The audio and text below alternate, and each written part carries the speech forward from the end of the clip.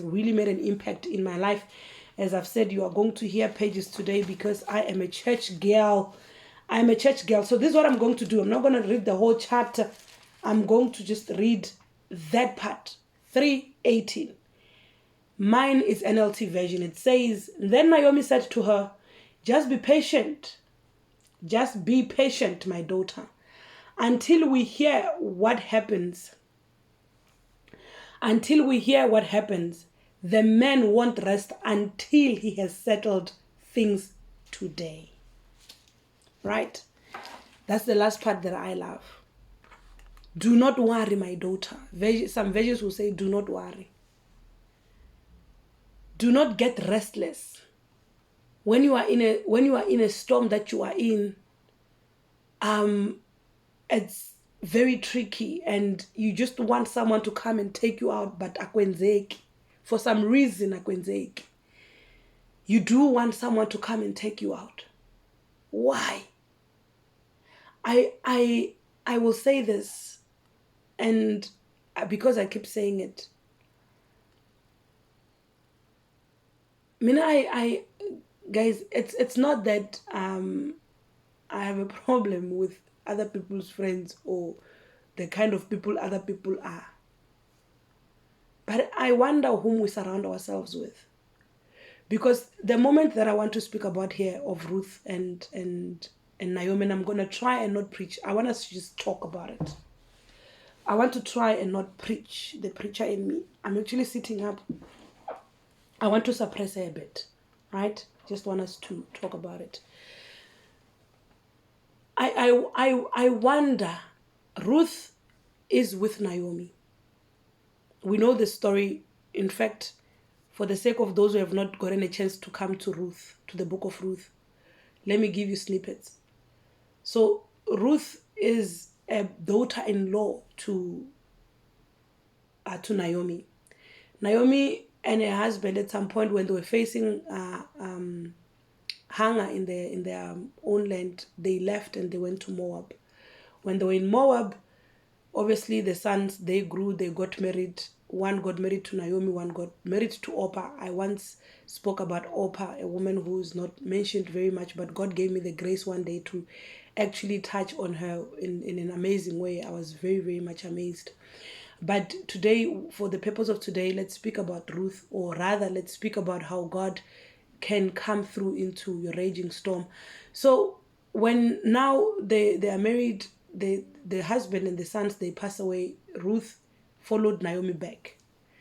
Though she was given a choice, like her sister Orpah, who went back home, she was given a choice, and she said to Naomi, I made a vow that this is my family.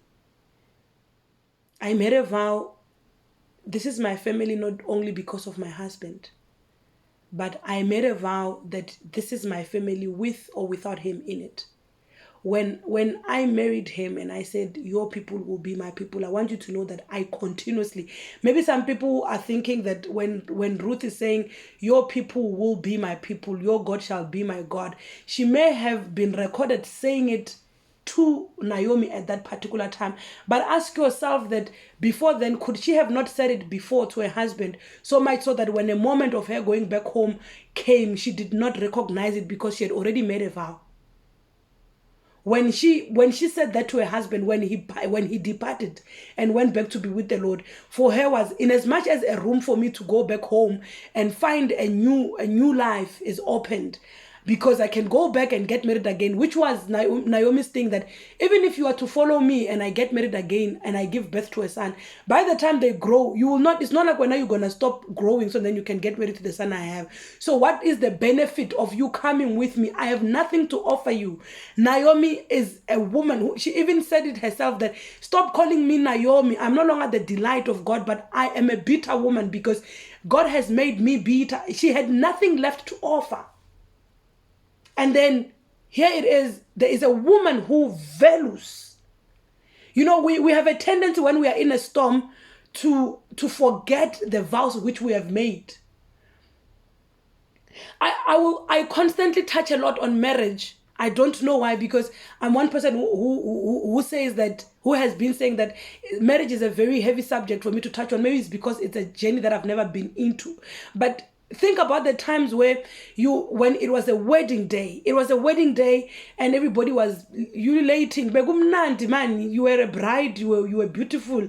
And you said vows like, I love you with my entire being. My soul is for you. My spirit is, you offered yourself. Remember the vows you've made to your husband. Why is it that when it comes to a stormy season in your life, then you forget the vows that which you have made?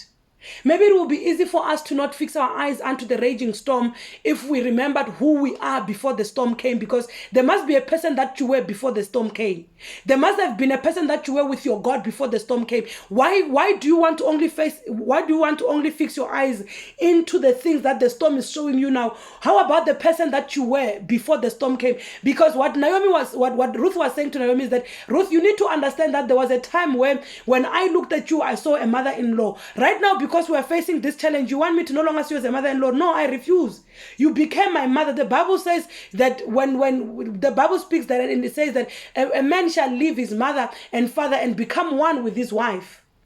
So I'm already one with your son. Your son is no more, because I am one with your son. A certain part of your son is left in me. So therefore you still have a son in me that I don't even know how to properly put it to words, but I hope somebody understand that vows that we make and covenants that we make, and when we say that we shall become this, and sometimes storms comes and you want to go back in your word, you need to understand that there is a person that became when you made the vow. So the storm cannot afford to change that person. So you cannot even go back on your word, because the person that you vowed to become is still that person, but the storm is just there for a season. Like I said, a storm is a seasonal thing. It will pass. So when it passes, and then the person that whom you've always been, what are you going to do? I think we also need to get into that place in our lives where we say, storm, do not change me. God, I cannot afford. And again, I understand. I'm in your corner. I say it all the time. I understand. I understand it's hard, it's difficult. That's why I'm never going to crucify you. That's why when you fall, I'll be here to say, here's my hand, get up. The reason why I'm sitting with you every day, and I'm talking about fix your eyes not onto the storm, onto the raging storm. The reason why there's this show is simply because I want to come and resurrect you. I don't call myself a purpose midwife for a reason. I don't just call myself that because it was a word which I saw moving around and I say, I'm a purpose midwife.